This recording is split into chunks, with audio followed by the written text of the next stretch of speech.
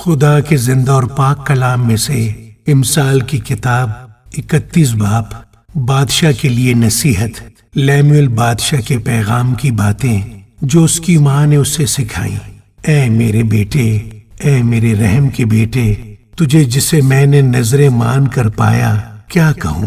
اپنی قوت عورتوں کو نہ دے اور اپنی راہیں بادشاہوں کو بگاڑنے والیوں کی طرف نہ نکال۔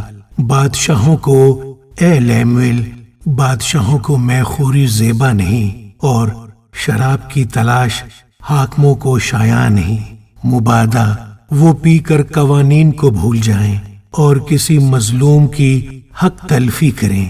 شراب اس کو پلاؤ جو مرنے پر ہے، اور میں اس کو جو تلخ جان ہے، تاکہ وہ پیے اور اپنی تنگ دستی فراموش کرے اور اپنی تباہی کو پھر یاد نہ کرے۔ اپنا منہ گونگے کے لیے کھول ان سب کی وکالت کو جو بے کس ہے۔ اپنا منہ کھول راستے سے فیصلہ کر اور مسکینوں اور محتاجوں کا انصاف کر۔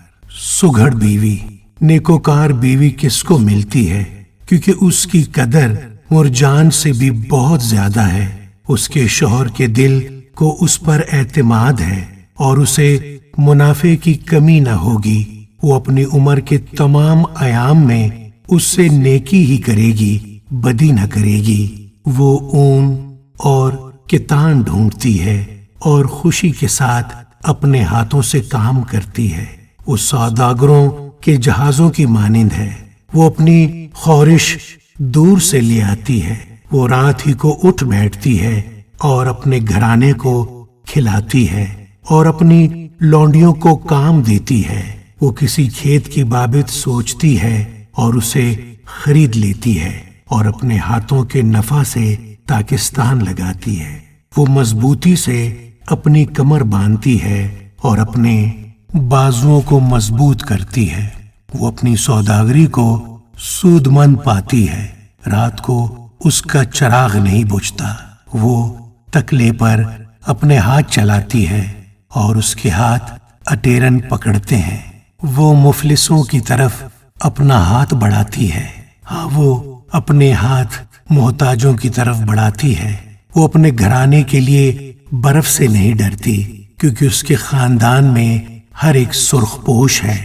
وہ اپنے لیے نگارین بالا پوش بناتی ہے۔ اس کی پوشاک مہین کتانی اور ارغوانی ہے۔ اس کا شوہر پھاٹک میں مشہور ہے۔ جب وہ ملک کے بزرگوں کے ساتھ بیٹھتا ہے، وہ مہین کتانی کپڑے بنا کر بیچتی ہے اور پٹکے سوداگروں کے حوالے کرتی ہے۔ عزت اور حرمت اس کی پوشاک ہیں اور وہ آئندہ ایام پر ہنستی ہے۔ اس کے منہ سے حکمت کی باتیں نکلتی ہیں۔ اس کی زبان پر شفقت کی تعلیم ہے۔ وہ اپنے گھرانے پر بخوبی نگاہ رکھتی ہے اور کاہلی کی روٹی نہیں کھاتی۔ اس کے بیٹے اٹھتے ہیں اور اسے مبارک کہتے ہیں۔ اس کا شوہر بھی اس کی تعریف کرتا ہے کہ بتیری بیٹیوں نے فضیلت دکھائی ہے، لیکن تو سب پر سبقت لے گئی۔ حسن دھوکا اور جمال بے ثبات ہے، لیکن وہ عورت جو خداوند سے ڈرتی ہے ستودہ ہوگی۔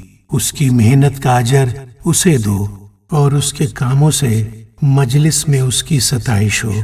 آمین۔